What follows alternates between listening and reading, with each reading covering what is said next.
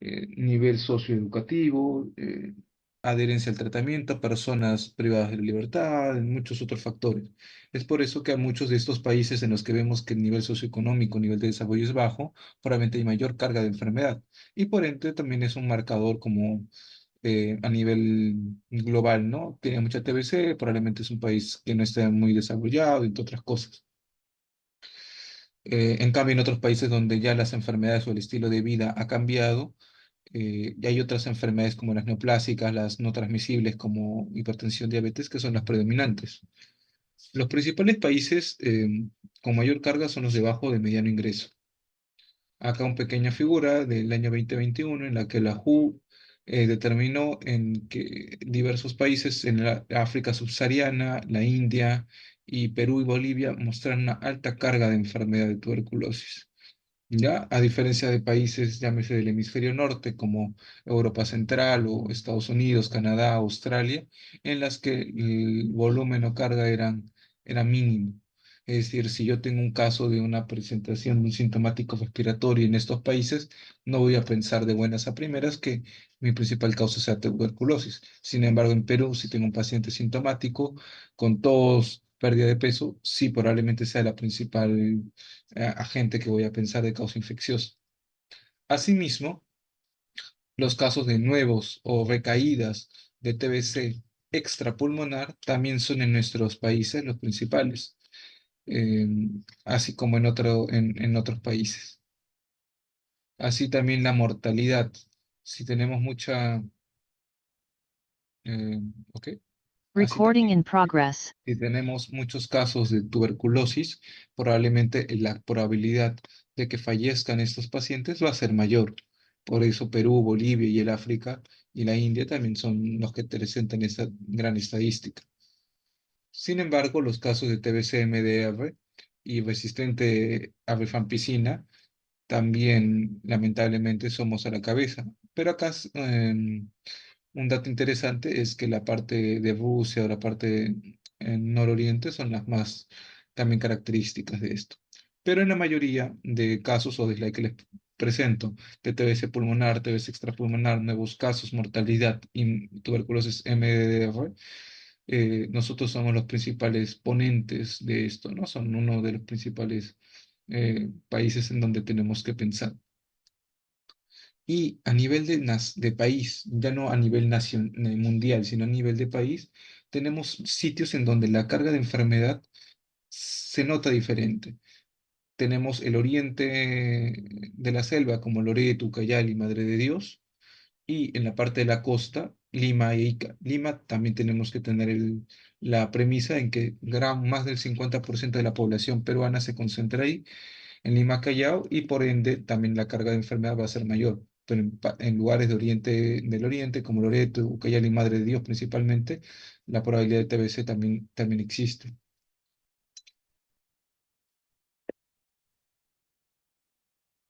Pero cuando hablamos ya no de casos, solamente de mortalidad por TB, el que sobresale es, sin lugar a dudas, es el oriente, llámese principalmente Iquitos, Loreto.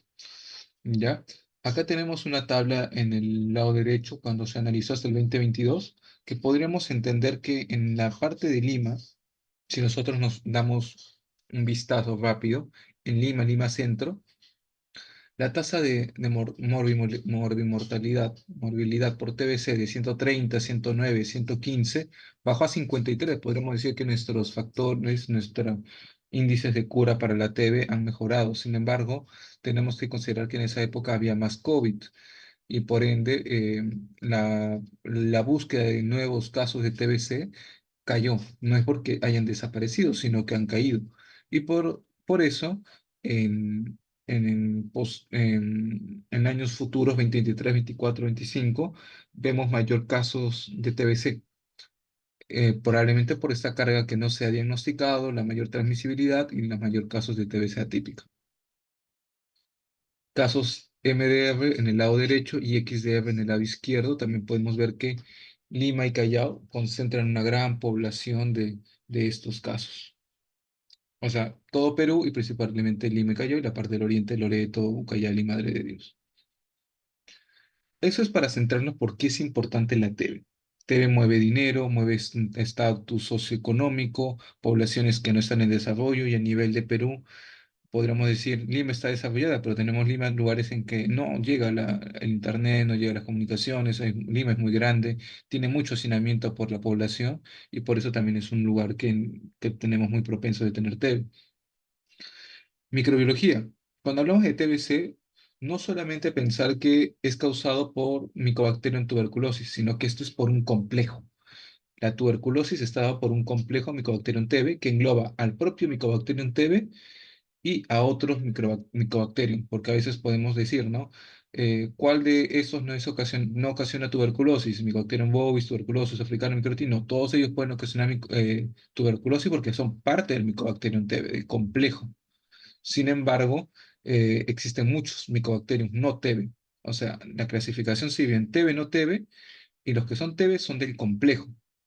En esos tenemos el propio Mycobacterium TB, bovis, africanum y a todos los que los cito.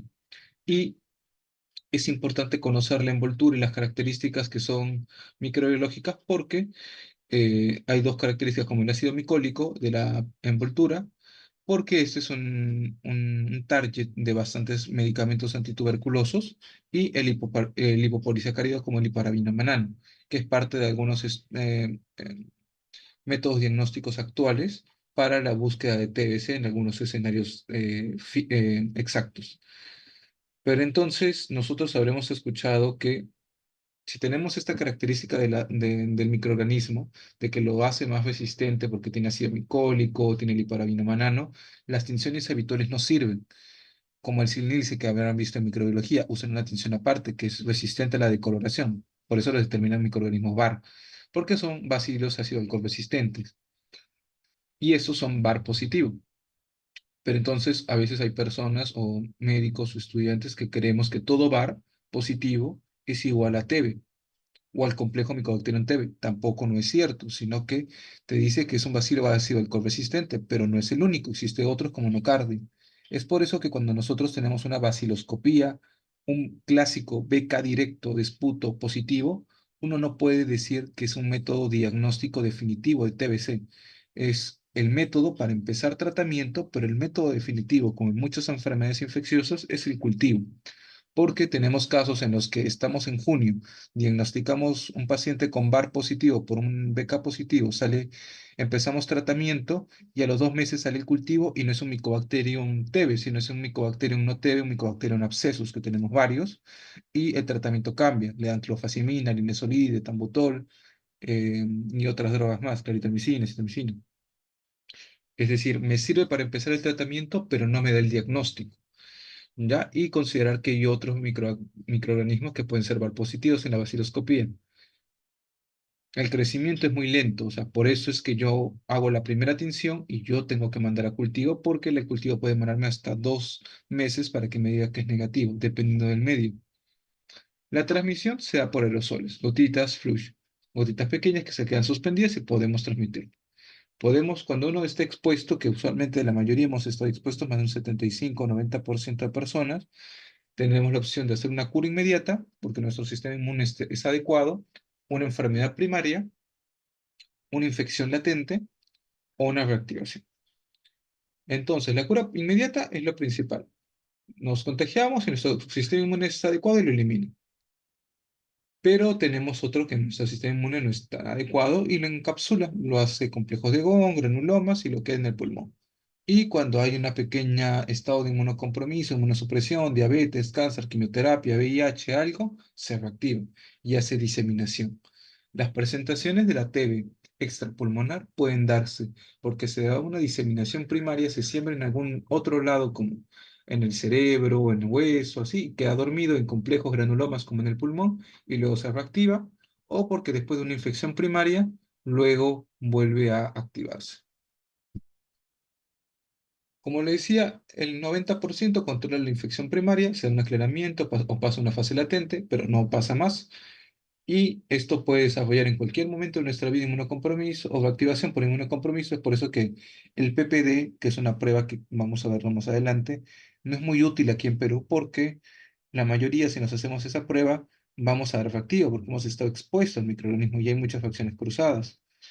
Pero en otros países que ya lo hemos visto, donde no hay TB, llámese Europa, eh, Canadá, lugares donde la salud es un poquito, el estado social es un poco mejor, no hay casos de TBC como lo hay acá. Probablemente un PPDC nos va a servir útil para empezar tratamiento, pero acá no tiene mucha utilidad por sí misma en la población adulta. Otro caso son los niños pediátricos o recién nacidos. Ese es otro escenario que no lo vamos a tocar en este momento. Con la infección primaria, mayor caso se resuelve, solamente se da 5 a 10% presente de verdad una enfermedad. O sea, me contagio, estoy expuesto a TBC y desarrollo tuberculosis de manera inmediata, es muy poco probable. Casi el gran grueso de pacientes es reactivación por un inmunocompromiso. Reactivación de una enfermedad primaria. Cuadro clínico. Acá esta es la parte que probablemente más voy a pasar rápido porque cuadro clínico de TBC, como muchos de sus maestros, sus docentes les han enseñado, la tuberculosis es una gran imitadora, puede dar cualquier tipo de sintomatología en el lugar que ustedes se imaginen.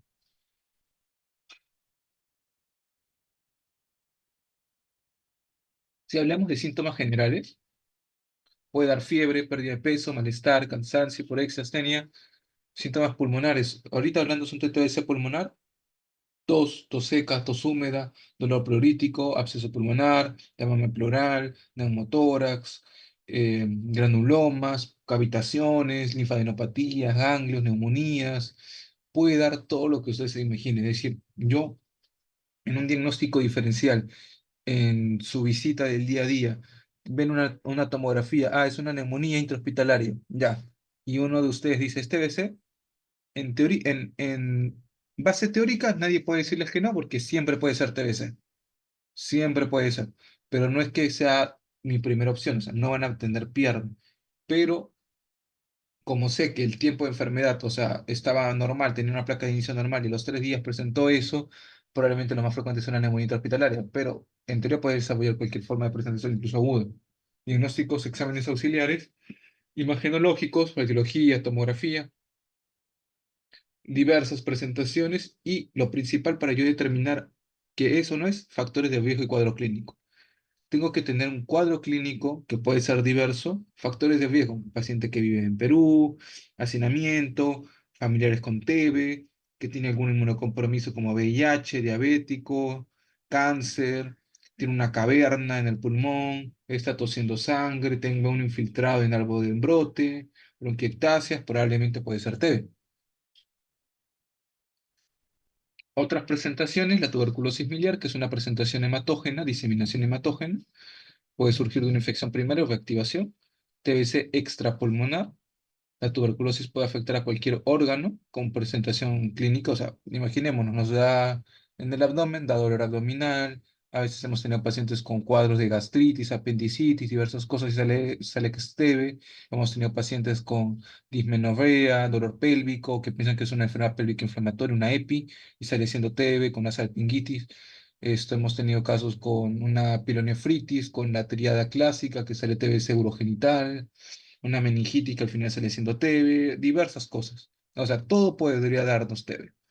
Pero por eso, o sea, no por eso tengo que pensar que todo es TB, pero sí lo tengo que tener en cuenta que podría ser TB. Por ello, siempre nosotros pedimos en el servicio estudios para TB en la mayoría de nuestros pacientes porque nunca podemos descartar la TB. Este es un caso, por ejemplo, una figura del TBC miliar, que si se dan cuenta en la figura de la mano derecha, ven pequeñas lesiones micronodulares, puntiformes, blanquecinas, hiperintensas en el pulmón del hemitórax derecho. Todo eso representa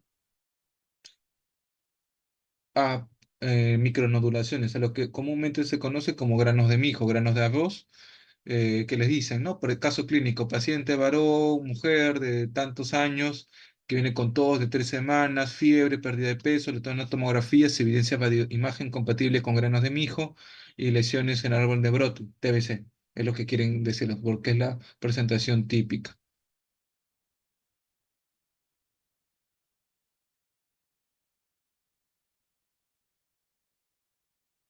Otra forma de presentación, ya acabando con las primeras dos, que es la TBC pulmonar, que les digo que pueden presentar cualquier forma de presentación, la TBC miliar, que es la presentación usualmente diseminada con micronodulaciones en el pulmón.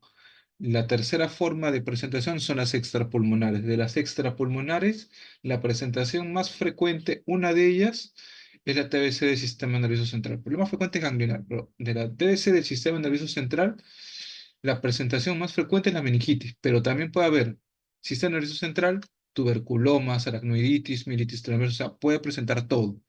Pero de ellas, la MEC-TB es la más frecuente, la TBC del sistema nervioso central. Lo presenta 1 a 5%, se diseminación en hematógenos, así como hay complejos de Ghon en el pulmón, hay focos de Rich en el sistema nervioso central por una diseminación primaria, se quedan unos focos, unos granulomas en el cerebro, que luego por algún estado de inmunocompromiso, esto se rompe y se vacía al, al líquido cefalovaquídeo y de la meningitis. Se caracteriza también un cuadro clínico súper característico que les van a decir por parálisis de pares craneales de la base cráneo. Como se da una inflamación, una meningitis, y esta meningitis da aracnoiditis y inflama donde sale la salida de los pares craneales de la base de cráneo, afecta principalmente los oculomotores. Les dicen a paciente, mujer de tantos años que presenta fiebre, pérdida de peso y parálisis de pares craneales en el líquido cefalovaquídeo presenta compatible con meningitis. Te quiere decir que probablemente es una meningitis TB, ¿no? Y en la punción lumbar se ve hipoglucorraquia, consumo de glucosa, hiperproteinorraquia, elevación de proteínas y pleocitosis, que es elevación de leucocitos a predominio mononuclear. Puede ser un polimorfo nuclear en los primeros días y que luego cambia a mononuclear. También se ha visto y se ve. Para eso tengo que saber cuáles son los valores normales, que probablemente ya lo han discutido en neurología, pero es lo más importante saber. Tengo que saber cuál es el valor normal para yo poder decir, está baja mi glucosa, está elevado mis proteínas, está elevado mis células. TBC ósea, igual, es una diseminación hematógena y que se siembra en el hueso. Puede ser tejido óseo, sinovial, puede dar espondilitis, artritis, osteomielitis. Ya que han pasado por reuma, tú puedes dar uno piensa que es una espondilitis anquilosante, pero no, es una TBC ósea. Le toman placa, cultivos y sale TBC. Uno pensará, doctor, ¿cómo saco un cultivo de ahí? Se puede tomar cultivo de hueso y se manda acá. Todo lo que ustedes se imaginen puede mandarse a cultivo y especialmente de tuberculosis, porque nosotros hemos tenido cultivo de hueso, de columna, de ojo, de intestino, de lágrima, de fluidos corporales, de todo lo que se imaginen se puede mandar. El problema es que yo imagino que es por desconocimiento, el médico no lo manda. Pero ustedes que ya están teniendo esta clase tendrían que mandarlo cuando sean internos y trabajadores, que cualquier muestra se puede mandar, porque vamos a ver algunos casos más adelante. La presentación más conocida de TBC ósea es el mal de Potts. Epidemiología representa 10 a 35% de los casos. El mal de Pot es el nombre antiguamente conocido para el espondilodicitis por TBC que afecta usualmente la zona dorsal baja y lumbar alta. Otra forma es la TBC urogenital, la tercera causa de TBC extrapulmonar después de la ganglionar y la pleural. Puede darse en los varones como en las mujeres. En el varón afecta usualmente el epidídimo, en las mujeres usualmente la trompa de falopio.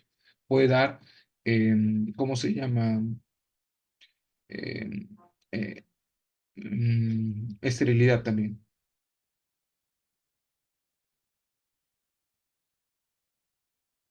Ok, y también a veces en el testículo, que a veces es bueno examinar, se da lo que se llama epididymo en Rosario.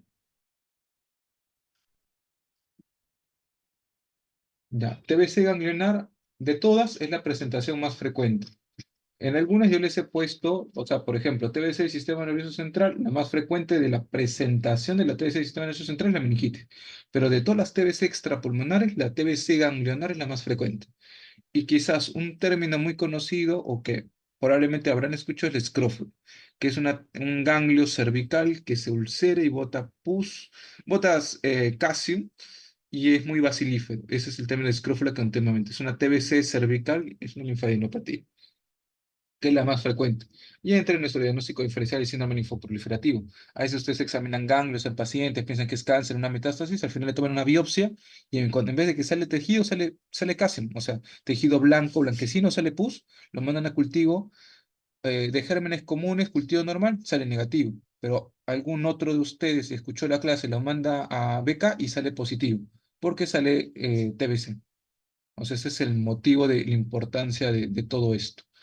TBC pericárdica, lo mismo, característica, pericarditis constrictiva, exudado, siempre es exudativo las características de la TB. Este, por ejemplo, es el caso de un paciente que tuvimos hace unos años. Si pueden ver acá, este es el corazón. A ver, esta es una hoja del corazón y esta es otra hoja del pericardio. Si ven, está súper dilatado lo que es, hay líquido en el pericardio. Esta es una pericarditis constrictiva. Una de las indicaciones de uso de corticoides en la pericarditis se tiene que ir a pericardiocentesis de emergencia evacuar y pericardiotomía, ventana pericárdica, hacer una ventana, un hueco para drenar todo ese líquido y que salga, porque si no se va a estar llenando.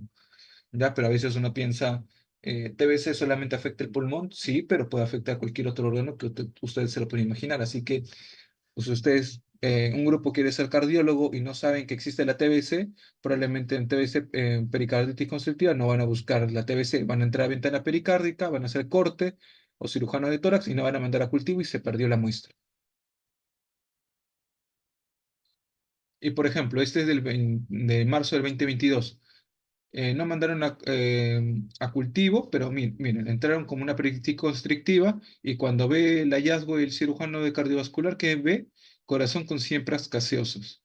O sea, ve el corazón del pericardio con micronodulaciones, eso que vimos en la tomografía de tórax, como micronódulos, granos de mijo, pero con siembras puntiformes, ¿no? Casi, cuando uno lo ve es característico. Debería de haber tomado muestra y mandar a cultivo.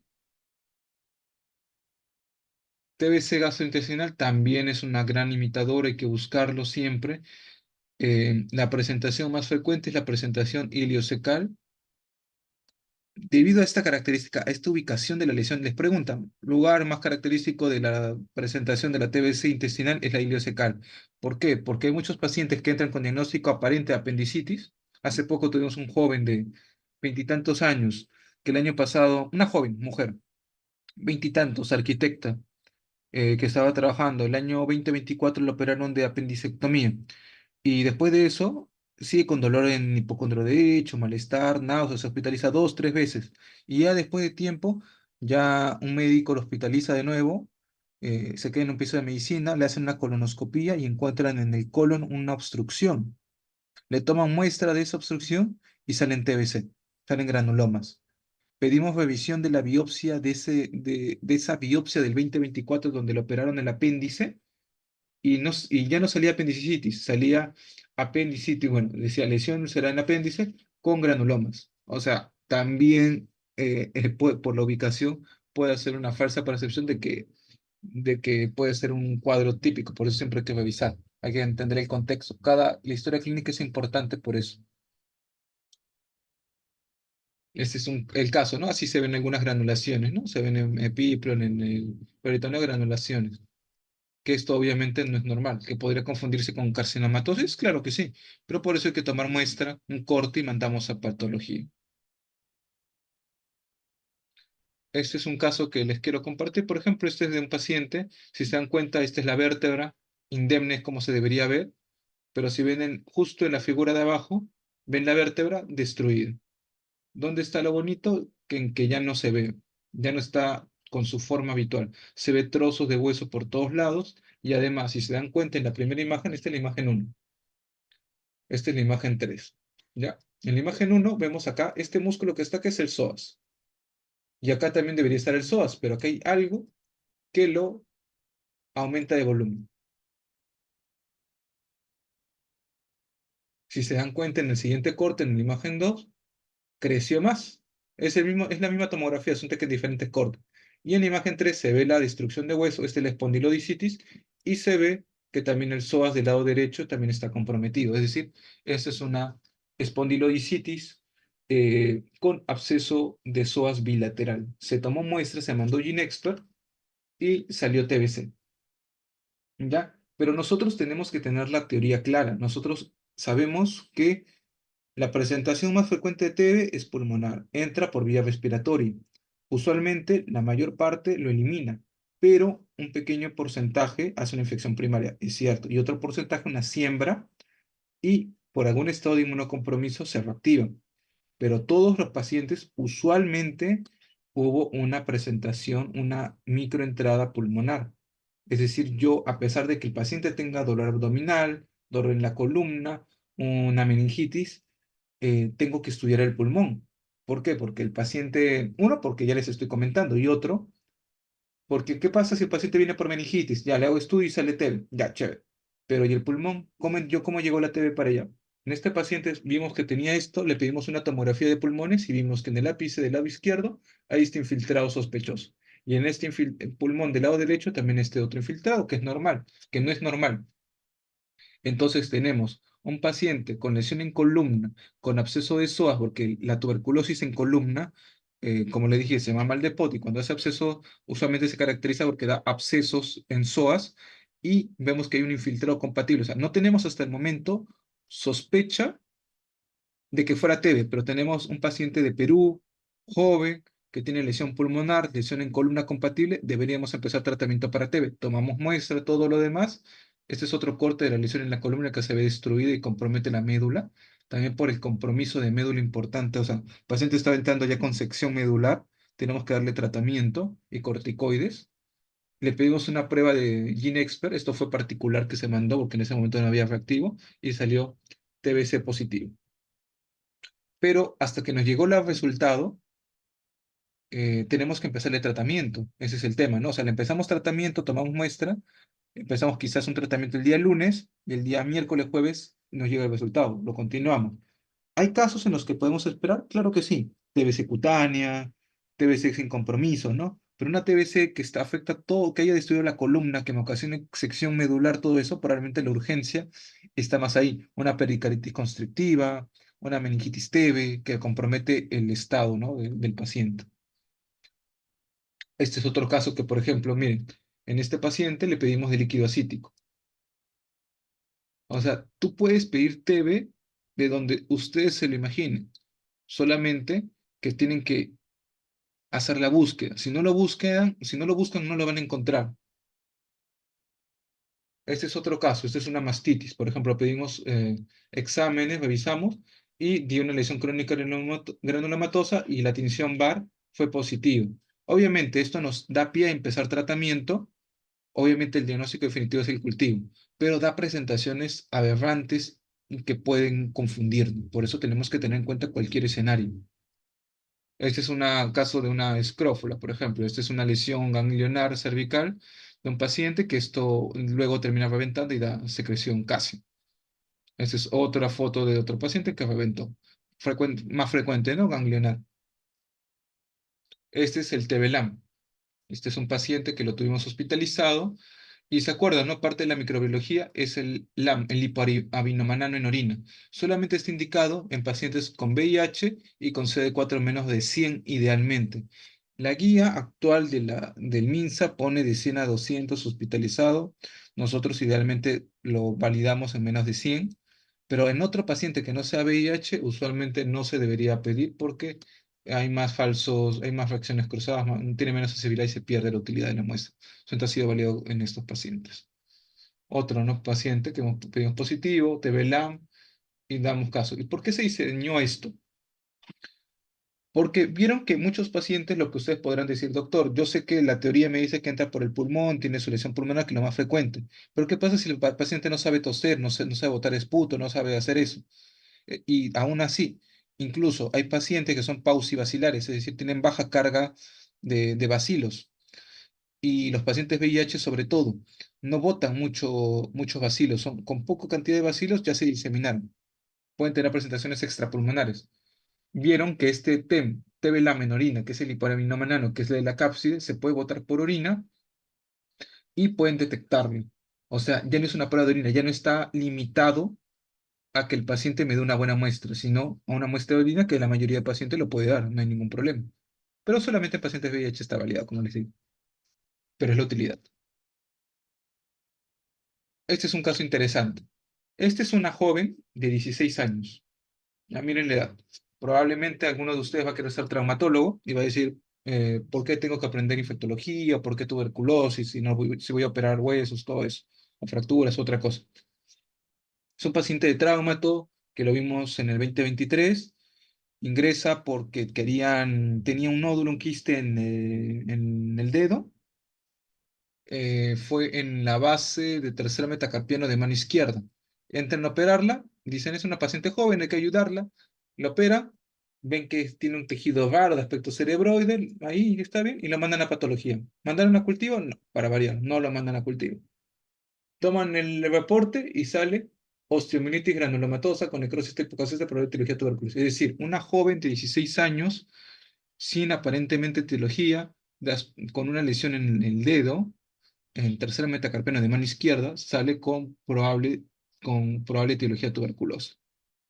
¿Tuvimos cultivo? No, porque no le mandaron muestra, pero tenemos que entender que las presentaciones suelen ser inusuales, es decir, todos debemos estar familiarizados acá en Perú de que todo puede ser TEI, por eso deberíamos mandar cultivo para todo, ¿ya? Por eso cuando nosotros votemos, hagamos un fellow, una votación internacional, Estados Unidos, España, donde ustedes quieren, Londres, donde sea, les van a preguntar a ustedes, ¿dónde son? De Perú, les van a preguntar de TED porque nosotros vemos las presentaciones más inusuales de TED, ¿ya?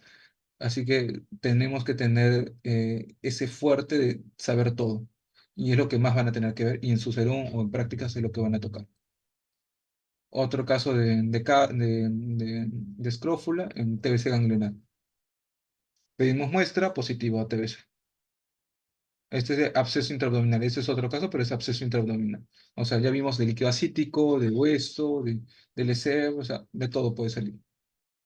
Y entendiendo eso, tenemos que saber qué métodos diagnósticos tenemos. Tenemos métodos microbiológicos directos y cultivo. Los directos es lo que hace un momento les he dicho, que es el clásico comúnmente que le llaman BK, que me sirve para decir si es bar. Una cruz, dos cruces, tres cruces. Y el cultivo, que es la muestra, que hago un concentrado. En ese concentrado digo que es le hago tinción y además de lo que sobra lo mando a cultivo. Y eso me puede demorar hasta 60 días para decir que es negativo. Es decir, yo no voy a poder decir que es negativo hasta que me lo reporten. Inmunológico, la inmunocromatografía. Hay pruebas de tira reactiva. La prueba de TBLAN, como vimos, es una inmunocromatografía. La inmunocromatografía, como ustedes sabrán, ya pasaron patología, la teoría se basa en láminas de metilcelulosa con una tira que tiene oro coloidal, que tiene marcadores de antígeno anticuerpo, que cuando tira una muestra va a correr y va a dar positivo o negativo. Ya es la base teórica de las pruebas de embarazo, de las pruebas que pueden ver de las que se llaman ELISAs, pero estas son pruebas inmunocromatográficas, es el nombre correcto, o otras pruebas. Pruebas moleculares, el PCR, el GeneXpert, que es también un mal nombre, o sea, el GeneXpert es el nombre comercial, pero es un PCR, y los Sinolipa, que los son ensayos en línea, como el Genotype, y métodos de sensibilidad de drogas como los DOTS o las proporciones. Cada método que yo les menciono tiene una ventaja y desventaja, por eso tenemos que poder comprenderlo, ¿ya? Eh, Porque parte de la infectología y también de que ustedes son médicos tienen que saber pedir muestras, porque nadie les gustaría ir a una clínica o un hospital o una clínica, le piden a su familiar 20 pruebas y el médico no sabe por qué, solamente porque no le cuestan.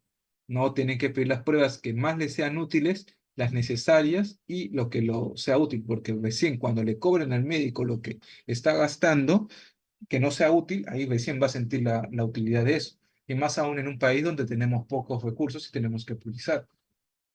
Ejemplo de la vaciloscopía, que es el BK que siempre piden. Relativamente insensible, necesito 5.000 bacilos para ser detectado. O sea, necesito una gran carga de bacilos para yo decir, o sea, por eso que un BK negativo no me descarta. Por eso que los pacientes piden BK1, BK2, BK3. Por eso no tiene utilidad. Necesita una buena calidad, la persona necesita votar. Lo bueno es que necesitas un nivel de seguridad bajo, bajo costo, puede utilizarse en su posta. No distingue si es una químico bacteria, como le digo. ¿Cómo lo reportan? Te dicen VAR. Pero ya les he dicho que existen VAR de diversos tipos, no solamente TB. Hay micobacterias no TB. y existen otras bacterias que ni siquiera son micobacterias. ¿Qué pasa si el personal leyó 25 láminas o quizás leyó 50? A las 51 no va a rendir bien, 52 no va a rendir bien, va a sentirse cansado. Y no hay diferencia entre cepa viva o muerta.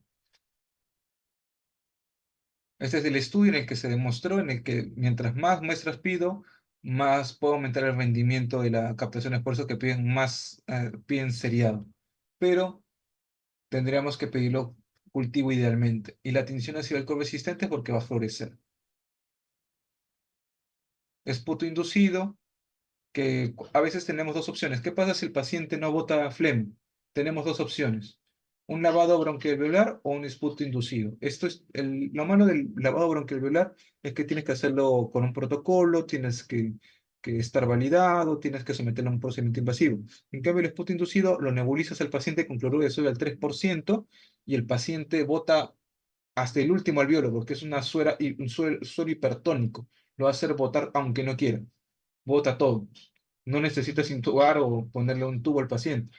El problema que aerosolizas todo el ambiente y ahora con el tema de la pandemia se dejó eso un poco guardado porque no tenían salas adecuadas de aerosolizaciones. Por eso, como no habían que haber, sometías al paciente de riesgo.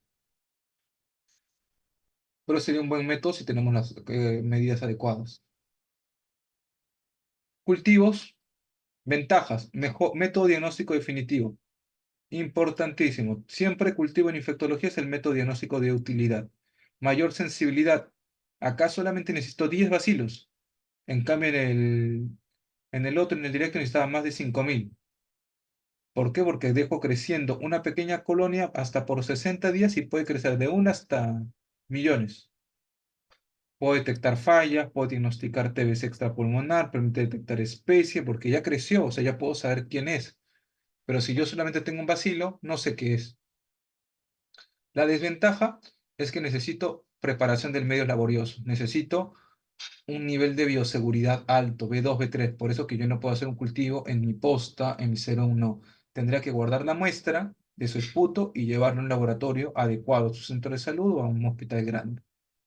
Por eso, quizás en las postas no se van a pedir cultivos, sino becas, pero en hospitales grandes donde rotan, no deberíamos pedir becas directos, sino idealmente cultivos. Métodos, tenemos el súper conocido, el método de Lowenstein-Jensen, que siempre le preguntan medio de cultivo para Mycobacterium tuberculosis, Lowenstein-Jensen. Otro medio es el Ogawa o el de Mildebrück, pero esos dos son los más conocidos. Este es el medio, por si no lo conocen, les presento. Son tubos en los que tienen algunos suplementos para que pueda crecer las micobacterias. Otros medios de cultivo son los medios de enriquecimiento con el medio de Du Bois, en los que crecen los micobacterios. Problema que este es un medio líquido, reduce el tiempo hasta 42 días. Bueno, eso es un beneficio, pero el problema es que como es un medio líquido y si tú lo tomas de una muestra no estéril, imagínate que le echas esputo, flema, va a crecer todo, gérmenes positivos, gérmenes negativos, los flora de tu boca. Así que se va a contaminar, tiene alta probabilidad de contaminación. Pero si tú le pones un tejido estéril, llámese, entró a operarse esa niña, ¿no? De la lesión en la mano, del granuloma en la mano, lo metes ahí, es un acto operatorio estéril. Va a crecer, lo utilizas sabiamente. O lo tomas una biopsia cerebral, una biopsia de huesos. O sea, sirve más para tejidos estériles que para tejidos muy altamente contaminados. Métodos inmunocromatográficos, como les comento, estas son las tierras activas que probablemente los han visto. Existe para todo, existe para no solamente pesar, estos son pruebas rápidas, no, el nombre correcto es método inmunocromatográfico para TBC. Hay en algunos laboratorios como en el INS, que sirve para diferenciar entre bacterias del complejo o no del complejo, porque detecta esta parte de la micobacteria. Métodos moleculares, los INOLIPA, y los genotype, que son métodos de ensayos en línea. Lo que hago acá es amplificar el ADN, el PCR, y meterlo en láminas también de metilcelulosa, pero junto la técnica del ADN. O sea, tengo la misma lámina, o sea, tengo lo que hemos visto hace un momento de este cassette, pero este cassette ya solamente me quedo con el trozo que hay acá dentro abajo, la tira.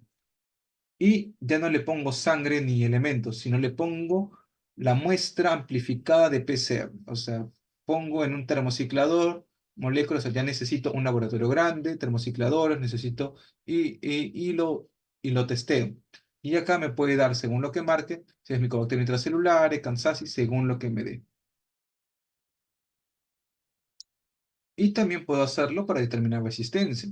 Si es resistente a los genes a RPOB, eso me da resistencia a rifampicina, que ya lo habrán visto en neumología. Y si me da a CAT-G o INJA, es a isoniazida. ¿No? Ese de INS, por ejemplo, tú puedes determinar, según los marcadores, si es RPOB, resistente a rifampicina, o CAT-G o INJA, como les digo, para monoresistente, isoniazida o todo. ¿Es útil? Sí, incluso se ha hecho una versión SL secundaria, de segunda línea, para ya no terminar, porque recordémonos que primera línea era isoniazida de rifampicina, segunda línea usaron levofloxacina y kanamicina, y también era útil.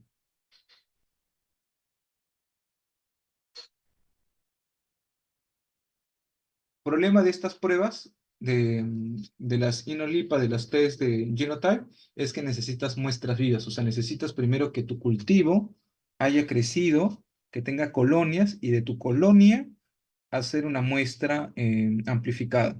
Por eso demora un poco más, pero se hace sobre tejidos vivos. Es lo que está aprobado en protocolo. ¿Se podría hacer sobre otros? Sí, pero técnicamente fue diseñado para eso. Y estos son los otros métodos moleculares. Este es el conocido, si ven acá pequeñito, el GeneXpert, pero es el nombre comercial. Porque existe GeneXpert para plataforma, es una plataforma GeneXpert.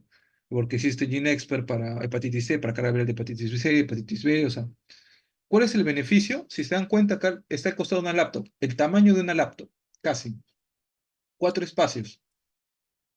Esto puede estar en tu posta, en tu centro de salud. Tienes tu esputo, lo pones en tu cassette de acá, el paciente no tiene, el médico no tiene contacto, o el tecnólogo, o el biólogo no tiene contacto con la muestra, y esto lo procesa en 3, 4 horas y te da resultado. O sea, es un método molecular rápido, no necesitas trabajar sobre muestra viva, no necesitas que crezca el cultivo, lo necesita solamente una bioseguridad baja, y por eso se ha hecho más famoso, porque se ha podido desdoblar a muchos otros centros y de salud, postas, en los que no puedes tener un laboratorio súper grande, pero es súper útil. Pero también conocer que el GeneXpert, cuando es positivo, excelente, pero cuando es negativo no me descarta, porque cuando ven tejido pleural, la sensibilidad cae 30.5, o sea, positivo confirma, pero negativo no me descarta. También en articulación es súper alto, 97.2, o sea, yo le podría pedir. Por eso tenemos que saber la sensibilidad específica de cada prueba para saber cuándo es útil pedirlo. O sea, si me es negativo y tengo clínica, no voy a decir que no es, porque yo sé que su sensibilidad es baja. Me sirve el positivo, pero el negativo nunca me va a poder descartar. Y esto es otro, pues, en el que se hizo ya. Sabemos que hay TBC Expert, pero luego se diseñó un Expert Ultra, que mejoraba el rendimiento del Expert normal, de un 85 mediana a un 98. O sea, lo mejoraron incluso más. Y eso lo vamos a ver en un momento. El método de proporciones es para ver resistencia, que probablemente no lo van a ver porque eso necesitas un laboratorio a nivel 3, porque tú estás acá trabajando con cepas vivas y cepas potencialmente resistentes. Necesitas laboratorios con ultra nivel de bioseguridad. Y como resumen, o sea, la vaciloscopia directa necesita, es lo que más se pide, pero lo menos útil. Por eso un beca directo negativo no me descarto. Hay que pedir cultivos, lo que se hay en todo hospital, lo que se puede utilizar. Genotype, problema, necesita cepa viva. GeneXpert, puedes usarlo cepa viva o cepa muerta, en pulmonar y extrapulmonar, y el ultra hasta en baja el rendimiento. Hasta el momento, el ultra está más caro, no lo tenemos en el hospital, el export sí lo tenemos. Esto se acaba también, pero sí, ahorita tenemos, pero nadie va a poder diferenciar o quitar en la mano que el cultivo es lo ideal. ¿Por qué? Me dirían, el cultivo demora, doctor, hasta 60 días. Es cierto. El expert me puede dar resultado en 4 horas. Es cierto.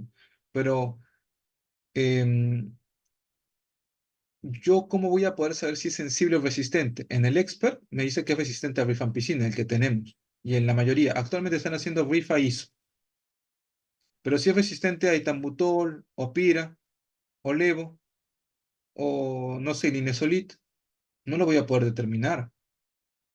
La única forma de poder determinarlo es con el cultivo, porque con el cultivo yo puedo hacerle todo mi listado de sensibilidad. Es decir, el cultivo sigue siendo el método de elección. En todas las enfermedades infecciosas, principalmente en TB, puedo hacerlo sensibilidad, puedo saber si es una cepa viva o muerta. Imaginémonos que hemos diagnosticado TBC. Primer mes de tratamiento. Exitoso, exitoso. El cultivo da negativo y el expert puede dar positivo. En el segundo mes, este es cultivo y este es expert. Puede dar positivo, esto es negativo. Negativo, positivo. ¿Por qué?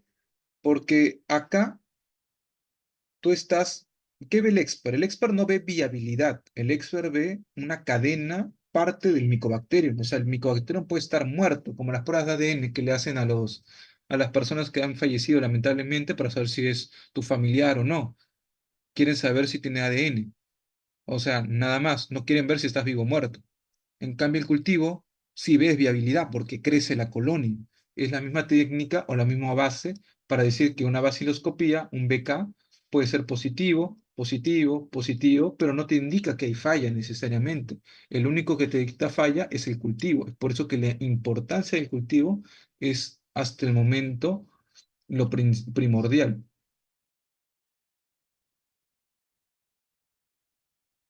Y bueno, métodos diagnósticos en TBC latente, lo probablemente que es lo menos probable que van a poder ver, porque es más para especialistas, para algunos casos en especiales, los TCT, que son las pruebas de PPD, o los IGRA, que son los cuantiferones. Nombre comercial, ¿no? Pero tratan de ver que tengamos exposición a la TBC en algún momento en esta vida que se puede reactivar. Puede ser que tengamos un IGRA positivo y vamos a ser sometidos a un paciente que va a recibir rituximab o alguna inmunosupresión, probablemente amerita tratamiento de TBC. No TBC completo, sino hay TBC eh, con algunos esquemas con ISO-BIFA, 3 meses, 2 meses, dependiendo el esquema que utilicemos, o ISO solo, o entre los BIFA, bifabutina. Manejo para todos tratamiento anti-TB. Y hay algunas preguntas que nos tendremos que hacer. Si tolera bioral, dale bioral. Los principales, el mejor tratamiento es bioral. La necesidad de corticoides, eso vamos a verlo, y la duración. Aislamiento respiratorio, soporte y evaluar comorbilidades. Conforme ha avanzado el tiempo, ha aumentado muchas drogas. Saber que los principios de la terapia son estas, probablemente ya no tocaron neumología, no quiero ser redundante en esto, pero el esquema sensible lo dividimos en dos partes, 2 meses y 4 meses. La primera fase, 50 dosis diario y 4 meses, 3 veces a la semana, que a veces quizás algunos comentarios pueden haber, pero hasta el momento es lo que estamos descrito acá y lo que se usa. ¿Ya? ¿Para quién es esto? Para TBC extrapulmonar y TBC extrapulmonar, excepto miliar, sistema nervioso central y osteoarticular. Estos tres casos no se usan, o sea, lo uso para todo excepto esos tres. Para esos tres casos, miliar, sistema nervioso central y osteoarticular, cambian mis 6 meses a 12 y de ser interdiario a diario. Corticoterapia, corticoides. Si yo entiendo que los corticoides, que nosotros estamos en contra de cuando alguien va a farmacia y le dan su clásico ceftriaxona para que se sienta mejor, eh, porque el corticoide baja el sistema inmunitario y lo hace más propenso a infecciones, ¿por qué hay que dar corticoides acá si es una infección crónica? O sea, no estaríamos en contra. Es cierto, pero hay unos escenarios que sí podríamos verlo útil. Por ejemplo, en los tres que se han estudiado que hay evidencia, algunas más de calidad que en otras. Por ejemplo, en meningitis sí hay evidencia que hay que utilizar corticoides porque disminuye y aumenta mejora la mortalidad. Y ya se está establecido 0,4 miligramos kilo día de dexametasona y luego se va en desescalamiento. En pericarditis constrictiva para que no siga comprimiendo el corazón, igualmente en TBC miliar. Probablemente acá las dosis sean diferentes, no están tan estabilizadas como meningitis. Meningitis es la que sobre todo hay evidencia, más actualizada. Las otras están un poquito más antiguas, pero son las tres en las que está descrito. Probablemente TBC intestinal es la que peor evidencia tiene, pero algo que quizás en un futuro haya por algunos peros que nos hemos evaluado en algunos hospitales. TBC y VIH. Hasta hace unos años, cuando uno habla de TB y VIH, uno pensar, cuando un paciente tiene VIH es súper propenso que tenga tuberculosis, es altamente probable. Lo otro, que siempre se prolongaba el tratamiento hasta 7, 9 meses por la coinfección VIH. En los estudios no vieron que eso mostraba superioridad.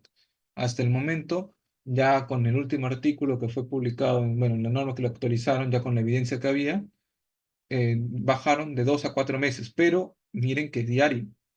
Esto es lo que nos dice la norma técnica peruana, en nuestros peros, pero en lo que dice en pacientes no VIH es interdiario, pero acá nos dice diario, ¿no?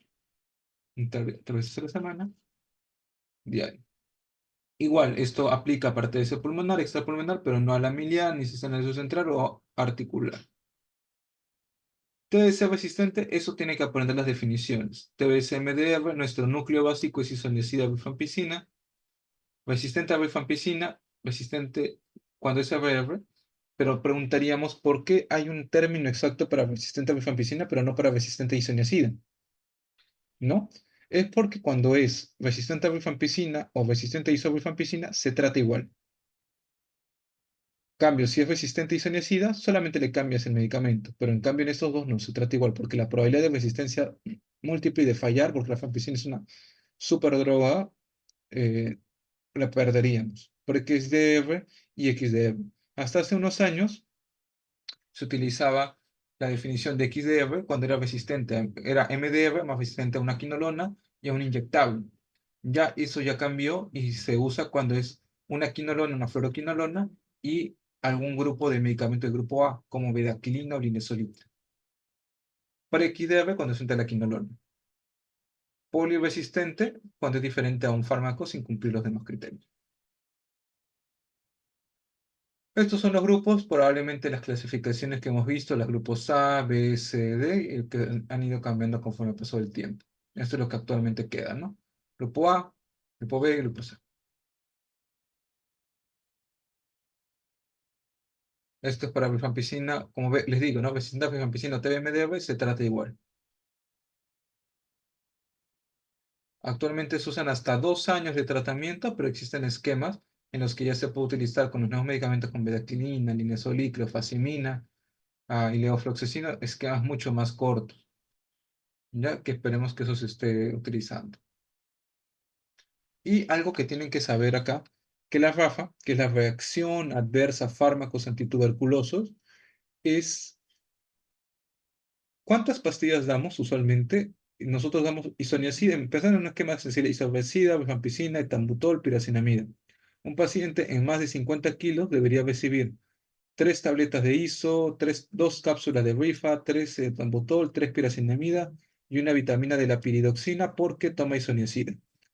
En total, 12. No, esto 3, 6, 9, 11, 12 pastillas. Sí. Cuando toma 12 pastillas, ¿qué es lo primero que causa?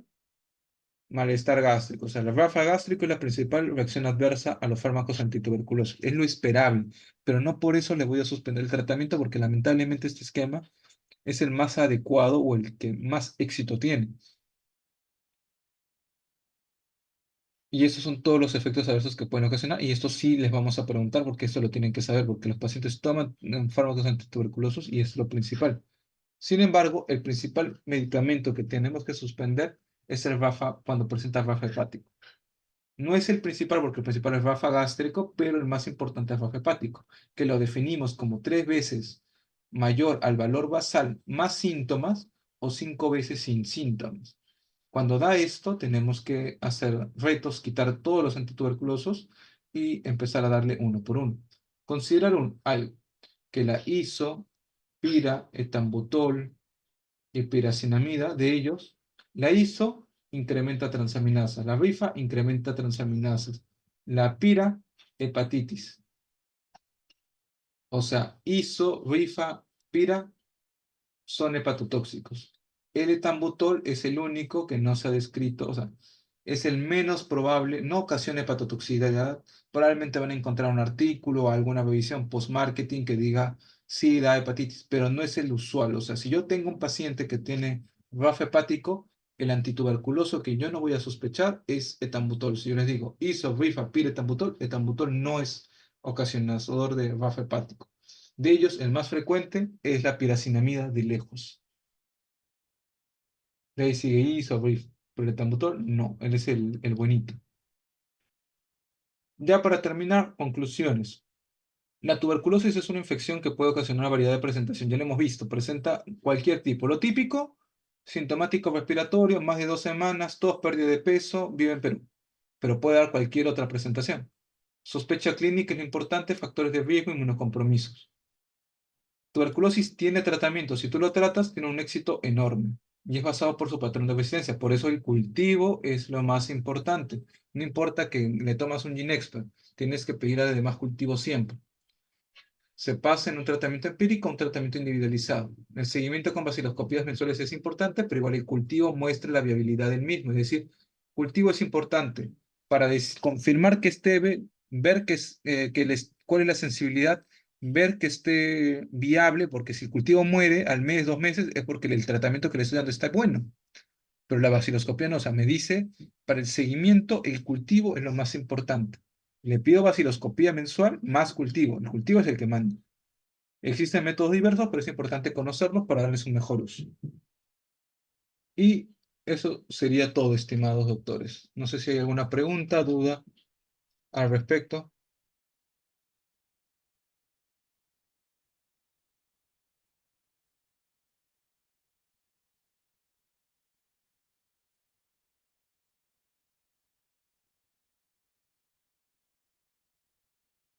Ok. Si no hay preguntas, dudas, o si se ocurre después, me pueden enviar para poder resolverlo. Eso sería todo entonces de mi parte. Muchas gracias, doctor. Ya. Hasta luego con todos.